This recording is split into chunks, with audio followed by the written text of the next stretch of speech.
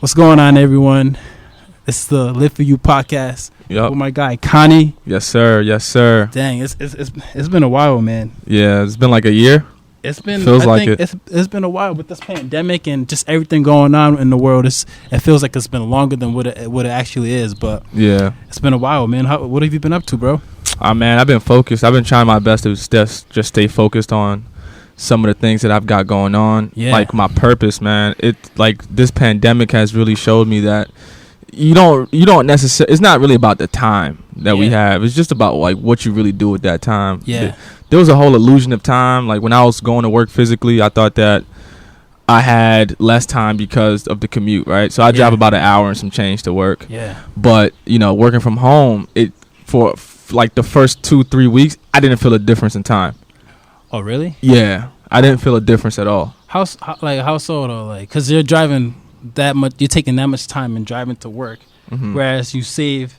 In my mind, I'm thinking, like if I was to drive that long to work, and then all of a sudden I can work from home, I'm saving mad gas money, and I'm not like. That's how I'm thinking about it. Like, that's what it was. I mean, I was saving gas money. Yeah, that's great, but time. Yeah, time. I wasn't saving time because the extra time that I had, I would probably use it to work more. Oh, so it's like the illusion of time. So got it. I just had to learn how to adjust. So nice. It's been good since then, though. Nice, man. And I see you've been keeping up. I'm gonna be honest. I haven't done the best job reading your posts like I used to. I used to read them all the time, but I do see that you're still like staying consistent, posting and putting up a whole bunch of different blogs from other people as well, other like creatives as well. Okay. Like, how's that going? Like, just talk briefly about that. 'Cause Yeah. I know you put up a few different like articles from some spoken words that people have like published, and I thought that was pretty dope. Yeah, no, I was, I've been trying my best to just find that rhythm, right? Yeah. When you're trying to do something and, you don't really you're not at the level that you have a team yet. Yeah. And you're kind of wearing many hats. Yeah. So it's all about rhythm for me and trying to get into the groove of things and, just try to post consistently, trying to get to the point where I could just post at least one or two videos a week. Yeah. So it's an uphill battle, but I definitely enjoy the process. Yeah. I feel like if you don't enjoy the process, you might as well not do it. So I kind of like just jumped into this before I even wanted to like ask you this. Just for people who are coming for the first time and like watching this and listening to this, what is The Colony? Like, what is it? Like when someone sees that, sees your brand, sees your T-shirt, sees like your post, what is it? Like what does it represent? What does it symbolize? I'm gonna make it real brief. Okay. It's righteousness plus consciousness equals a better humanity, right? So The Colony, if you think about a colony, you think about a group of people, right? So The Colony is a platform where I use to basically inspire a group of people, group of individuals to have that righteousness and consciousness, and just drive it home just with those messages, right? So it's my platform to really get that across. Yeah. Okay. So righteousness and consciousness. Is there like some meditation that goes into this too, or because I feel like when I hear those two words, I feel like that's kind of like putting myself at a calm type of like presence, you know what I mean? But is there like a sort of like, do you like focus on like kind of like mindfulness meditation type of stuff too, or? I mean, I like the word that you use, presence.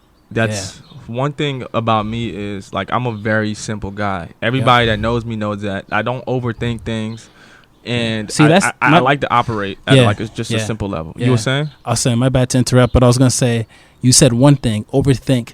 I feel like with me, I'm an overthinker. Like I'll look at one thing, even with like getting this set up. Like I'm like, all right, no, this is not good. No, this is good. No, this is not good. And I'll take a whole bunch of time just overthinking something when I know it could be just real simple. Like, oh, just do this. Who cares?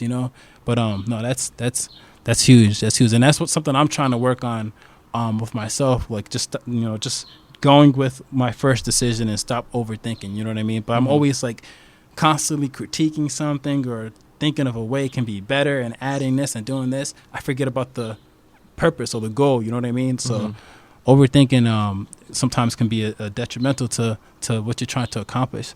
So, analysis paralysis. Yeah. I mean, honestly, I like to look at overthinking as a strength of mine. Yeah. To be honest, even though I don't necessarily overthink a lot. Yeah. People who do overthink, I mean, that you could turn that into a strength. I mean, that just means that you're passionate about what you're doing and you want things to look right. I mean, granted, you want progress over perfection at the end of the day. That's a big thing for me. I'd rather take that little progress than trying to be perfect in every single, like, you're not going to hit a home run every time for me. So, I'd rather just, take one step at a time. If it's imperfect, like my first couple of videos that I ever recorded, it was kind of, I'm looking back at it now, I'm like, yo, this is really trash. No, I disagree. I feel like the video you made, I think one of the first few ones you made where like I had a professional do that. I mean, I'm talking about the ones that I did myself. Which ones did you like which ones? Like the individuals ones? Yeah, just talking. I don't think that's trash. I think that's really solid, man. I think first of all, like, with this whole camera stuff and just kind of learning how to like set the background, set the quality and stuff, and knowing which lens to use. That just comes with time and whatever. But from what I seen with the videos you posted, I thought they've been real solid, man. And like, I appreciate that. I'm like, man, this dude, like, he's trying to get after it. Yeah, you're getting after it. No, it's real solid. I wouldn't. If it was trash, I'd be like, yo, Conny, I think you probably should just adjust it. But no, it's pretty solid, man. You've been doing your thing with that. But so there's a lot of things that I want to get into, man. As far as like pandemics, we kind of like alluded to it a little bit, but this I want to say there's two pandemics going on. Yeah. There's one with the coronavirus, and I want to talk to you more about that, with like how you're coping with that, and like making sure like you're good, your family's good, your friends are good, and how it has changed you, if it has changed you, because I know people haven't seen their family and their friends in a long time, and it's like, man, like, I was talking to one of my friends, and he was like, yo, like this, like after this, if someone says they want to link up or chill, I'm doing it, because you never know when you're going to see someone, or next time you're going to see someone. But let's dive into that first, and then we're gonna get into the other pandemic. Okay. So but yeah, like, how are things with you? I don't know if you like are the type of person that is like, like a social guy and with a lot of people and with a lot of friends. I know with this happening, everyone was just kind of socially distancing themselves from everyone. So it's kind of like it's just different, you know what I mean? And people are like, dang, I haven't seen this person in a week. I haven't seen this person in a month. Yeah. And like, how has that affected you, if it has affected you? And how do you feel like, in regards to COVID, how severe do you feel this is, like, for the nation? Well, I want to start off by saying that even before COVID, I've been a naturally social distancer. Oh, yeah. Man, this is all too easy, all too familiar for me. But no, at a macroeconomic level, it is a serious thing, and I mean, I'm talking about just statistics wise, right? I'm talking about the unemployment rate. I'm talking about how many people are out of work. I have friends of mine had to move back into their parents' homes because of the whole pandemic. I had people's lives change. Yeah, it's real. Immediately, like it switched up on them drastically because of the pandemic. Yeah. And it's causing a lot of people to be in a panic, man. Honestly, like people are viewing life differently. People are trying to. I will give people credit though. Like we do a great job of adapting, just as natural human beings. Yeah. But me personally, my life hasn't changed too much, other than I'm able to work, remotely all the time now. Probably saving more money than I've ever been now. Yeah. Right. I've never ate at home consistently this much in my life. Like there's always food at home. Yeah. That's a habit I need to retain right there. Yeah. No, that's great. That's great. But so for me personally, man, I try to have faith. You know what I'm saying? Like there's certain things that you just can't change. Yeah. That's going on in the world, and I try to just have my foot grounded and keep my mind in the right place, because it is easy to be distracted, and not saying that everything that's going on is a distraction, but it's so easy to be emotionally invested in everything around you. Yeah. And sometimes whatever you were working on before, you could lose sight of that. And I just try my best to just keep my mind exactly where it needs to be, I don't want to be too up and too low at the same time, or I don't want to be all over the place. I try my best to work with what I have to work with. Man, that's solid, man. That's some solid information there. What advice, I guess, because you had mentioned that you try your best to keep your mind pretty much solid. Yeah. What advice would you give to like people watching or listening as far as like keeping your mind grounded, keeping your mind solid? Like, do you read books or is there like, you know, something that you do that can help you get to that? Or because I know sometimes people struggle with like staying focused, and just kind of coming up with an excuse for anything, you know what I mean, as to why they're not accomplishing something or whatever. So like, what are some tools that people can use to like remain focused, to keep their mind grounded during this pandemic? Oh, for sure, man. You know, I'm gonna go real simple because like I said, I'm a simple guy, right? Delete social media. Try to make that a habit. Like, that's it. It could be the difference between using 2 hours of your time efficiently, or wasting 4 hours, depending on how you use it. And there's a lot of content. There's a ton of content out there. Information is coming at you fast. Instant gratification is coming at you twice as fast now. People got a little bit more time on their hands, quote unquote. Make a habit of just deleting that. Take a fast. Delete it only when you download it when you want to. That's what I do. I download it when I want to post, and I delete it when I'm not posting. Oh wow, that's the first time I've heard that. Yeah, man, like this is the most efficient use of my time. I post content. If I have to reply to messages from people about my content, I'm gonna download it.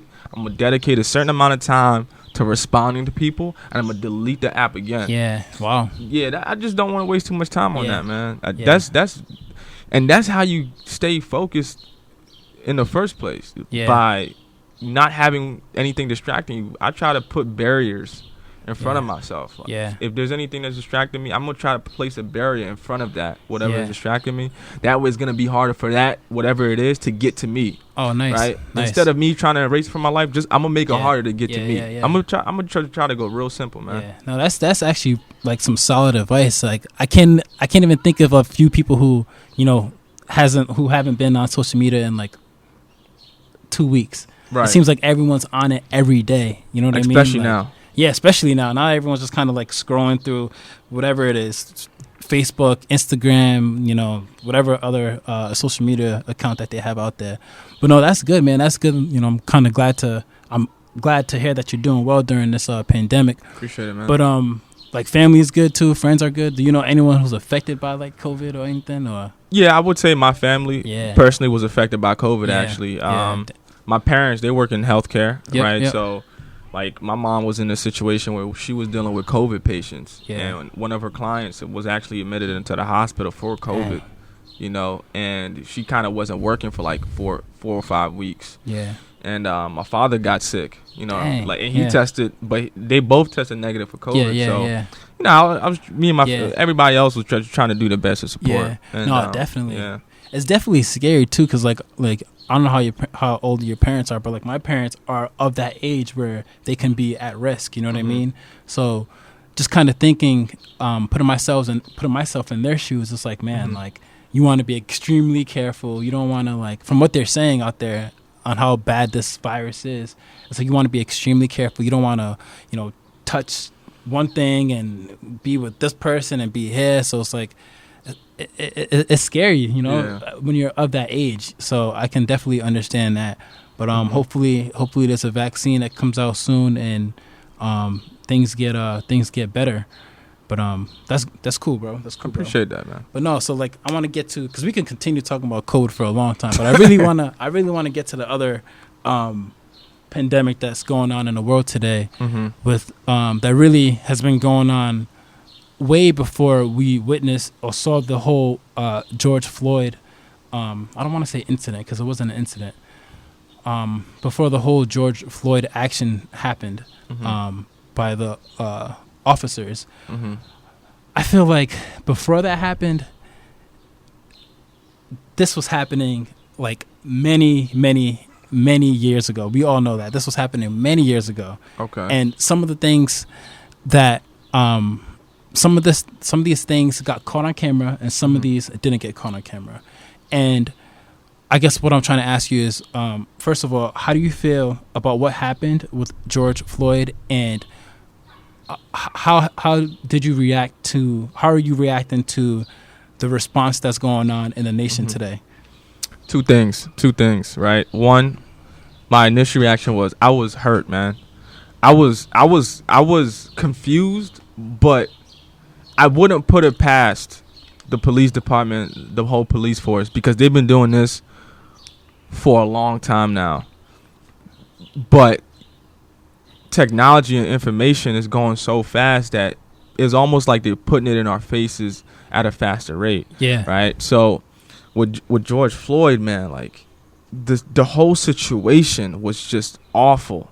Yeah. Right. It was bad. Yeah. Like a gunshot. Okay. Cops has been killing black people, unarmed black people, black men specifically, especially with guns. Yep. Right. But this one was different because he knelt on his neck. Yeah. Right. Yeah. This one was just disrespectful. Yeah. It was brutal. It was for 8 minutes and 40. I think it was 8 minutes and 46 seconds. Yeah. That is an insane amount of time to be cutting somebody's air off. Yeah. Yeah. Man, you just gave that man a slow death. Yeah. That hurt me. That's one. Yeah. Two, the nation's response is what I expected how the nation to respond. Yeah. You see companies giving $120 million over a 5-year span, right? Companies like Nike, Adidas, is committing money to black communities and bettering black education, black health, and everything about black people, right? And then you have certain states, counties defunding the police, right? You know, it's not enough. I'll be the first to tell. It's not enough. Like, this has been an ongoing issue. I'm talking about decades and centuries of oppression. Yeah. It's absolutely absurd. So what they're doing is almost like, finally. So now we're getting a little bit serious about it. We're making people uncomfortable. And it took rioting, it took looting, it took years of fighting, years of violence just to get to this point. So why, like, and you kind of alluded to what I was going to, my question is, why did it take this particular situation? Because there are many, and were other situations where cops were being, prejudiced against black men and acting out of like intimidation. Okay. So it's like, why did it take? Like I said, there's other situations where the nation could have responded, but why do you think that particular situation with George Floyd made the nation respond the way everyone responded? You know what I mean? Like, and why did all of this happen? All of this happening, like Adidas giving money, Nike giving money, companies are giving these scholarships, all of these things changing and happening. Like, where was this before? You know what I mean? Like, so it took a man to be like, to die like that for all of this change to occur.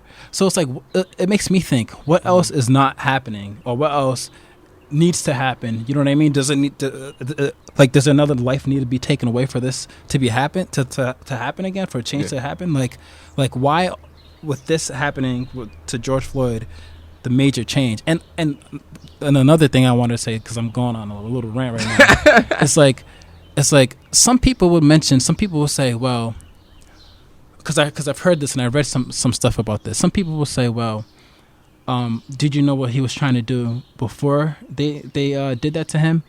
You know what? It doesn't matter. It doesn't matter. Like, you don't do that to anyone, period. Like, you can't justify a man's actions. Oh, what was he trying to do? He was trying to do this, he was trying to do that. You don't justify what he was trying to do or what he did and kill him. You know what I mean? Like, I can go in depth with this, bro. I can go like so deep with this, and with Eric Gardner too, the guy who was just selling cigarettes or whatever, and they choked him, bro. And it's like, should the nation have responded the way it did with George Floyd? The nation responded, but this is just different, and I think people are responding differently because people have time. that thing that we're speaking again. People have time. People are home. People are on social media now more than ever. So people are looking. So maybe that's why this has been bigger than the usual. Yeah. But do you think this is gonna do you think after this happening there's gonna be some real change, or do you think this is gonna continue to happen? Well, we're already seeing real change, right? So like there's certain laws being passed already about it. Companies are donating money about it. CEOs are making sure that their employees are getting a proper education. Like my CEO came out and gave us there's certain things being put in place just to make sure things like this are being brought to light. So I think there is going to be a slight drift. Whether or not it's going to be a drastic impact on the status quo down the line, I'm honestly not sure. Who knows? Maybe in 2 years this could be all a thing of the past. But like you said, man, I think it's just timing with George Floyd. I think it's just the timing, the pandemic. Kobe Bryant died this year as well. Bro. A lot of things happened in 2020. 2020 was honestly one of the worst years.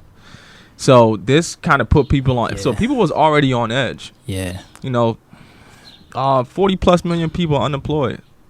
People are mad. People are mad, bro. Yeah. People are upset. People are agitated. So anything off the wall, we're gonna be upset even more. So it's just timing, man. So there's one thing that you mentioned that I wanted to ask too, because a few people have been talking about this, is the fact that some people feel like the police needs to be defunded. Mm-hmm. So what do you think about that? I don't know where that money is going to go. Yeah. So. Okay, like you say, you defund the police. Yeah. I don't know where they were gonna be putting that money. I can't really speak on it. Yeah. Where was the police money coming from in the first place? Isn't that our taxpayers' dollars? Governmental funds? I'm not even sure. Isn't it coming out of your taxes? My taxes? Right. Right? Are they gonna take out more of our taxes in 2021? Yeah. You know what I'm saying? Same thing with the refund check everybody got. Like, where's that? Where's that gonna be? Two things, right? You either pay now or you're gonna pay later. Yeah. There's nothing free. There's nothing free.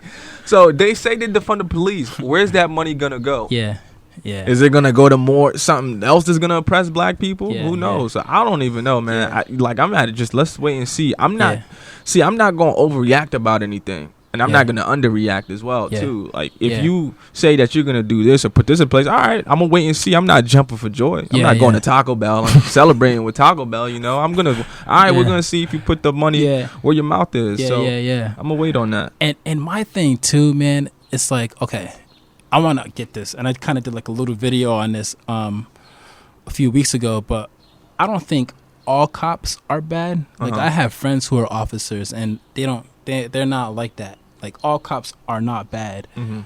But there are cops, and I don't want to say, like, because I don't know what the ratio is, and if there's a majority of them that are crooked, or if there's not a majority of them that's crooked. I just know the ones that I know aren't bad, and they are good people. Mm-hmm. But it's like, what can America do to improve this?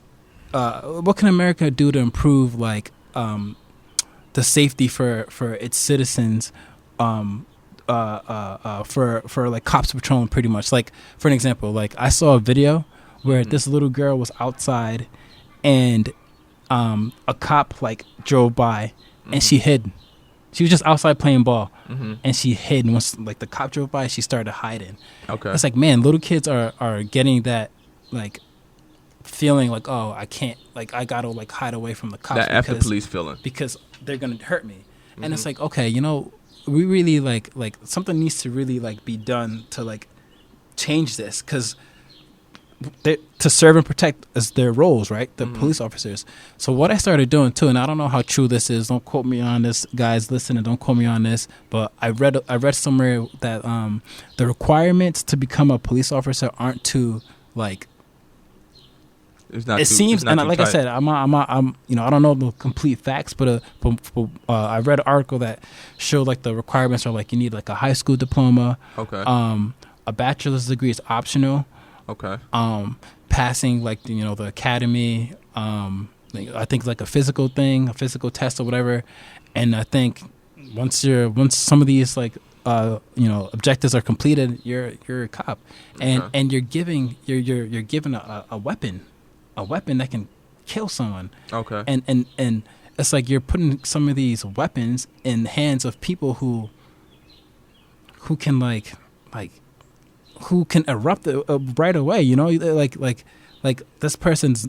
Are they highly qualified? You know, like, so I guess maybe one thing I thought of was like making the requirements more rigid and really like looking at like this person's background, just so you can get the right character to be a police officer. You know what I mean? And I think that's where that's something I thought of, and I was like, man, like I wonder if, you know, they'll change the requirements to become a cop, because it's a privilege. You're protecting people. It's a privilege, and you want someone to feel like, yes, I'm protecting you. This is my purpose. I'm protecting you. I'm not gonna control you. You know what I'm saying? There's a difference between protect and control. This is another post that someone wrote. They said, white people are not privileged. We take advantage of the same resources that are afforded to everyone. It is called hard work and a positive attitude. Wow. When I see an educated, well-to-do person of color revel in victimhood, it is very difficult to take. If America is as racist as people think, then Obama would have never become president. Wow. And there would be no Asian Americans, no Indian Americans, and a whole host of other groups and ethnicities of people that have been allowed in our land and accepted as our countrymen. Wow. Just a reminder to all, saying something 1,000 times does not make it true. Facts matter. Wow. So that's just another example of someone just being ignorant. And when I say ignorant, I'm not saying in the negative denotation, of course. I'm just saying, like, you just lack the awareness and information to justify the point that you're making, right? Yeah. As a white person, there is white privilege, and that's a fact. And it's been proven in history that there is white privilege. That person needs to research redlining, right? Things like that. Yeah. Things that systems. Yeah. So here's what white people that come from all white communities fail to understand. Yeah. They fail to understand that there are systems that are put in place to devalue the black image. Yeah. That's one. There's also systems put in place to oppress the progression of black men and women. Yep. Literally Google, if that person just literally took a 5-second scroll through Google and just looked at redlining and see how those people devalue the homes of the black people, or mortgage lenders refuse to lend money to black people, and thus creating ghettos. Yep. And it's hard to really blame the individual, right? If you look at the system of black versus white, or minority versus white. Yep. It's, if you're coming from an all-white community, there's not necessarily an incentive to learn black history. Right. But if you're coming from, say, real quick, my bad to cut you off. I'm not sure if this is on. Should I just check to see if this one's on? All right. Keep that point. Hold that point.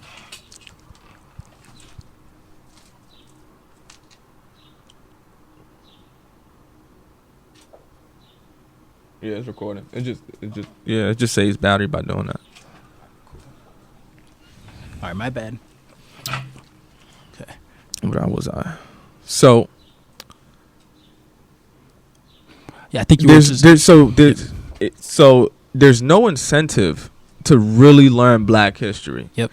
Right, like for example, if you live in a minority location, it's more likely that your school is going to teach you African American culture. Yeah. Right. If you're coming from an all white community, yours may be Chinese culture, something like that. So you have a lot of white people who are growing up in communities that they're not necessarily exposed to the literature. Yeah. They're not necessarily exposed to the education of minorities. They're not taught that their ancestors oppressed a certain people, right? They didn't know about the Holocaust, the Native American War, things like that. But they're not necessarily taught it to the detail where they could really sink their teeth into it and see, okay, this is clearly wrong. Yeah, this is clearly wrong, because the oppressor, what they do, and it's common practice when you come into a land and you take the land, what you do is you burn down their libraries. Yeah. You influence your religion on the people. You completely erase their history by any means necessary, so that way the people can conform and not rebel. Right. And what that does is that it really erases history and the people who won the war can rewrite the history. Right, who's writing the African American textbooks that they serving in school? Think about the way they teach in slavery, man. I remember I was born in Nigeria. Yeah. When I first moved to this country, black people gave me a hard time just for being from Africa. Yeah, Africa was such an awful land to be from. Yeah. And why is that? And I cannot blame the children why they feel that way. What I can blame is the education system on how they taught Africa.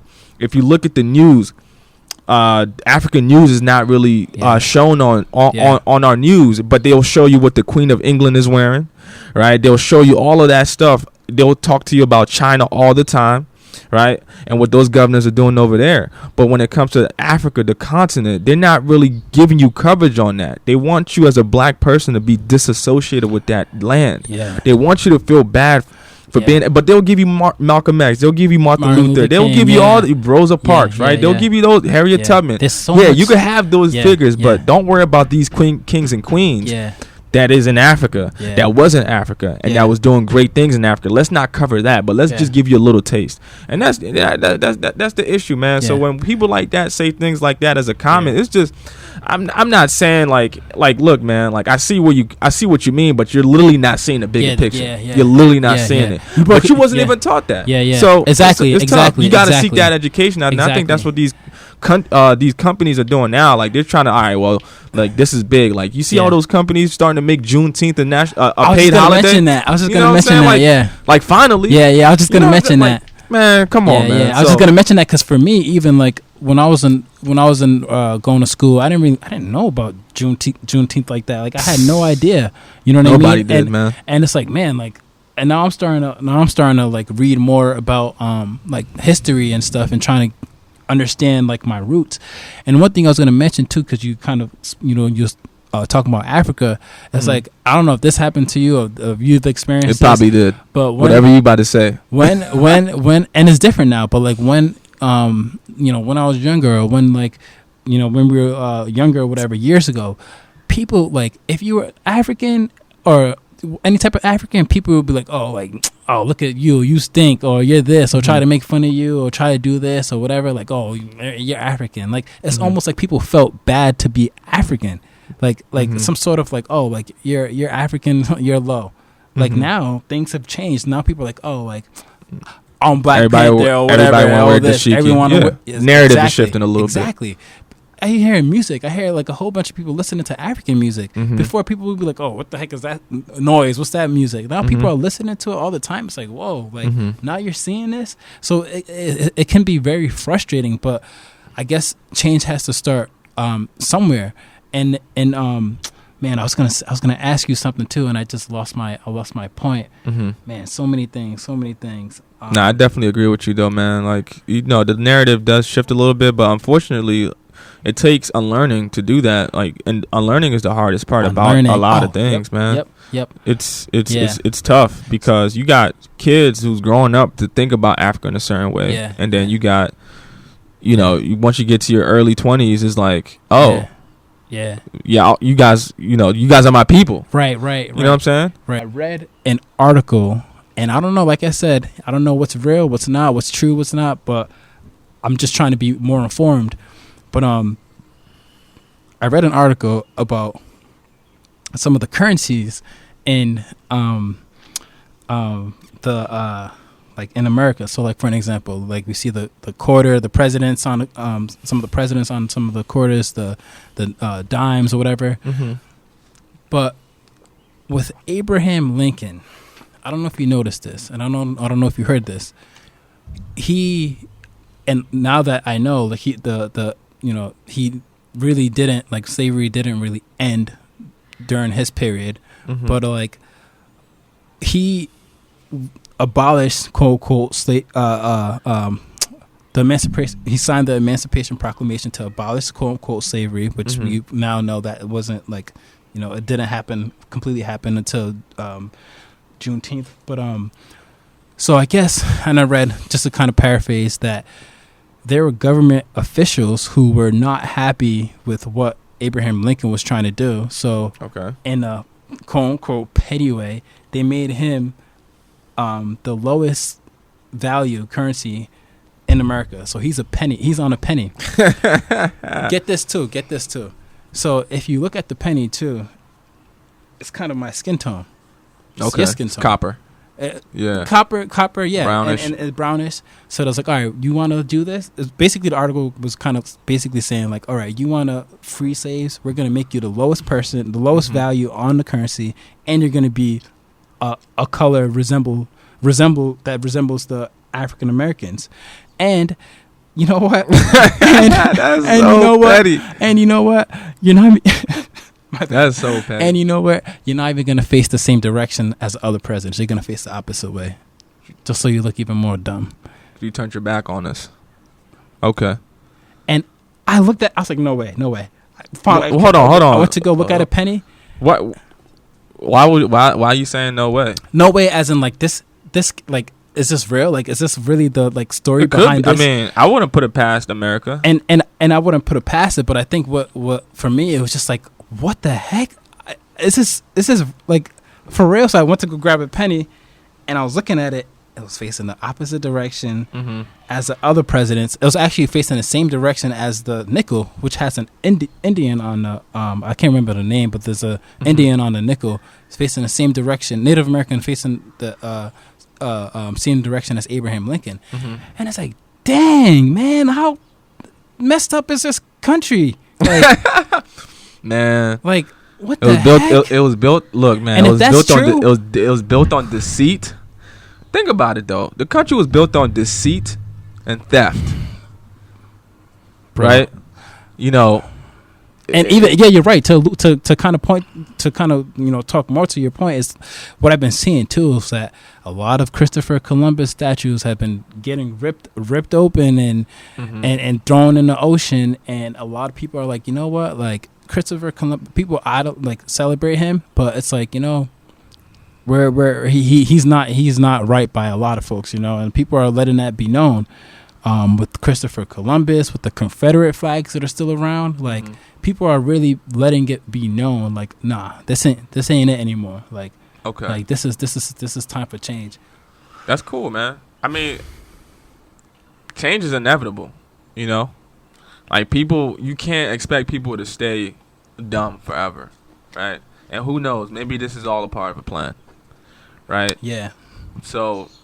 I mean, I'm glad that I'm seeing a little bit of change, a little bit of progress. Yeah. And but I don't put nothing like that past anyone. It's just conspiracies. I love conspiracies. Yeah. Because the possibilities like that could definitely be possible. I don't know for 100% fact if it is, but I wouldn't be surprised if it is. Bro, it's just for me when I was reading that, I just was like, dang. Like that like was crushed. I was crushed, man. I was like, what the heck? But I wanted to say too, like one thing that's pretty cool that I've noticed throughout the nation is like during these protests, it's not just black folks that are like on there marching on the front lines and emphasizing Black Lives Matter. There's a lot of like mixed races. There's a lot of white kids, like Spanish kids, like mixed races. A great amount of that. Sometimes I even seen more of like white folks or more of like minorities than African Americans protesting, and I'm like, man, like this is pretty awesome to see that there's other ethnicities, other races that are trying to fight the fight as well, and we're seeing some more changes, and hopefully it could continue to be grand and it could continue to be big and big and big and big. Like that's awesome, man. And I think right now we're living in like this is history. Like this is like some real, like some serious times right now. Two pandemics going on, and there's so much change as far as like jobs, work, and race. Like trying to make some sort of like trying to make things right and trying to make everything like people be equal. So like there's so much things happening in America, and it's despite 2020 being a year where there's just so much madness happening and deaths and stuff. It's like, all right, yes, this year has been awful, but I was telling my wife this too. There has to be some good that can come from like all these experiences that we've been living through. Like there has to be some good. Like we can't just put an L on this year. We need to like take this and make it a dub. Like we gotta like learn from these things and grow from these things. Like Kobe passing, my guy, rest in peace, Mamba. Kobe passing, like that hit me big time, and like that just kind of made me like really really have that like Mamba mentality in terms of like, all right, look at, you know, I'm just gonna do what I gotta do. You know what I mean? I'm gonna go out, whether it's creating content, whether it's just kind of being the best like financial analyst or whatever I'm doing. I gotta think like, yo, Cole, like he would go at it like this, like, because that was one dude, wasn't my best like favorite player, but that was one dude who like I really watched closely, and like I gotta like take a part of him and make that become me and use that to my strength. And like, you know, like I was just saying, it has to be some dubs that we take out of this year, because there's so much things happening. We can't just place an L on this like, oh, 2020 cancel. I don't want to. I would redo it. Like, reality is we can't redo anything, so we got to take what we have and try our best. As simple as it sounds, but try our best to make the best out of it and be the best version of ourselves by doing what we do best, and, and whatever that is for you, whether it's, you know, teaching, whether it's being a cop, whether it's whatever it is, give your all to the world and make that like be genuine and real and positive, and don't leave a negative impact or effect on someone, you know. So because a lot of people, I just said that because a lot of people are like saying, oh, 2020 sucks, I don't want to like be here, like I'd rather kill myself than live throughout this year. Like just a lot of that yeah man, a lot of that type of stuff. Like, and not to continue to go on this rant, but like speaking of like, you know, that topic, but a lot of people, like the domestic violence has been like rising, you know what I mean? Because people are like in the houses with their abusers, and it's like, man, like you kind of feel for those people too. Like, what can they do? How can they like get out of that situation that they're in and you know, prevail? But it's just a lot going on. Just a lot going on. You True, know? Man. True. I don't know if you asked a question or not, but I'm saying I don't know if you asked me a question or not. But. No, I was just honestly, I was just ranting, and I think like there's a lot of things that we can talk about, you know, in regards to like this whole inequality and stuff. And even like with me, like I remember speaking to who did I have the conversation with? I think it was some of my former teammates, actually, the guys who graduated before you.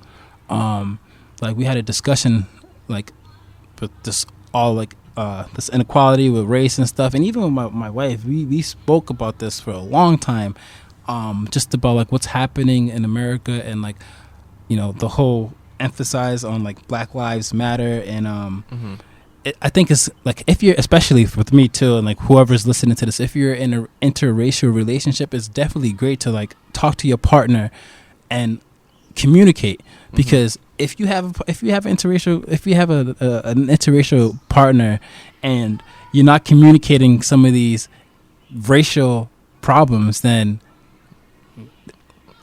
that's like a problem. That's a problem, you know. That's something waiting. That's truly a problem. That's something bad that's gonna, like, I don't want to say something bad's gonna happen, but that's like, you gotta address that, man. You gotta address that, because you would want like your partner to like fully like understand how you feel, and you know, and your culture. Your culture, yeah. You want who you're married to understand your culture. Absolutely, and if, you know, I don't want to speak on anyone else. I don't want people to take what I'm saying and be like, "Oh no, I disagree." Well, you can disagree with me. You're not here to please everybody. You can disagree with me, but what I was gonna say is like, man, if you have a partner and your partner is not taking time to, if you're in an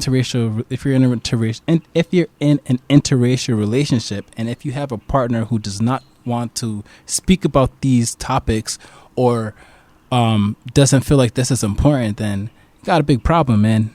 There's a big problem, big problem, because they gotta, like you said, they have to understand, like, you know, how you feel, like your culture, like the beginning, and just how you feel being a black man or whatever it is, or a black woman. You know what I mean? How is it for you how is it for you, you know? Mm-hmm. And I was gonna say one thing too, like, it's for me, like I've been with like different ethnicities, Mm-hmm. right? But like as you get older, for me, like, and I don't know, I don't want to speak for everyone, but I'm just speaking for myself. Love to me has no, I don't have a color with love. You know what I mean? It's just Mm-hmm. I didn't control who I fell in love with. Mm-hmm. My wife happens to be a white woman, but like I didn't, because we've been dating since like college, and like I didn't see color. You know what I mean? I just saw, oh, this girl is cool to talk to. She's cool to chill with, and we just kind of grown from that. Mm-hmm. And as we've grown from that, we started learning more about each other, and learning more about like she learned, she's my brothers all talk to her. She talks to my family. Like we're good, but it's like you got to communicate, man. Like one of my friends, and my bad, I keep going and just talking. But like, one of my friends, he also is in an interracial relationship, and he was like, he thinks his wife's parents are racist, and him and his wife haven't even spoken about this yet. And it's like, dang, I don't know what they're waiting for. yeah, and like he was saying he doesn't know like how to. What was he saying? He said he doesn't know how to like approach the conversation. Yeah, Ridiculousnly. I'm like, no. You approach the conversation by like taking a step forward to the conversation. You gotta say, hey, sit down. Let's talk about what's going on in the world today. You know what? Or just something it's simple. a difficult conversation to have. I'll give him that, but it's a conversation that has to be had. Yeah, you can't. Like it's like drinking water. You like can't. You absolutely need water to Yo, I live. heard some people are allergic to water though. I don't know how. I don't know how they're allergic to water, man. I don't know what is inside of water. But that's a conversation, man, that must be had. Like absolutely. Like to me, that conversation is mandatory because it could be the difference between someone continuing to live life without information that they absolutely need to empathize with humanity. Absolutely.